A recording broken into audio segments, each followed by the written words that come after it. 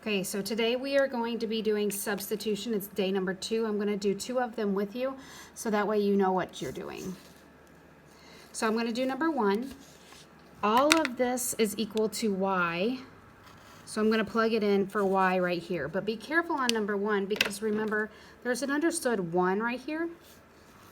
And so you're going to end up distributing a negative 1 there. So as I write it out, I have 4x minus 1, and then I'm going to put in parentheses everything that y is equal to. 4x plus 22, and then that is equal to negative 22. Then I'm going to distribute negative 1 times 4x is negative 4x, and negative 1 times 22 is negative 22. Then I'll bring everything else down that I didn't touch. Next, I'm going to combine like terms. So my like terms are 4x minus 4x, these two right here. 4x minus 4x is 0, so I don't have to write anything down. I just drop down my negative 22, and that equals negative 22. You should ask yourself, does negative 22 equal negative 22? And it does. So when it's a true statement, we learned yesterday that that's infinitely many solutions.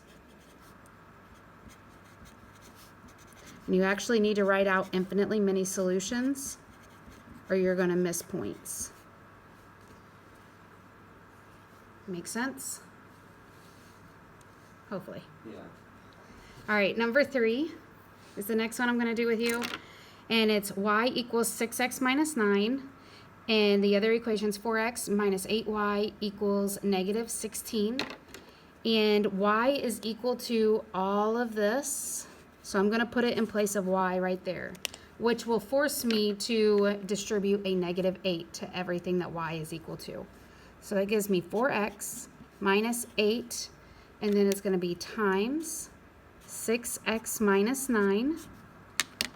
That's equal to negative 16. So when I go ahead and distribute it, that's going to be negative 8 times times 6x is negative 48x.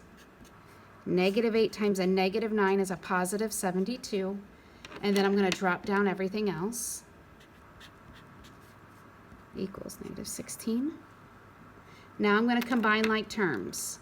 My like terms have the same variable parts, so that's 4x and negative 48x. They're not always necessarily side by side. So 4 minus 48 is negative 44x. And I'm going to drop down my plus 72 equals negative 16. So now I'm going to subtract 72 on both sides. That gives me negative 44x is equal to negative 88.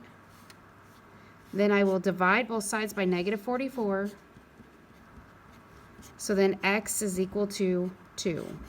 That's the first part of my important piece of information to write my answer because it's x comma y. X was 2. Now I need to find out what my y is. So I'm going to plug that back in to my other equation, this top one. And it says y equals 6 times x. Remember, x was 2 minus 9.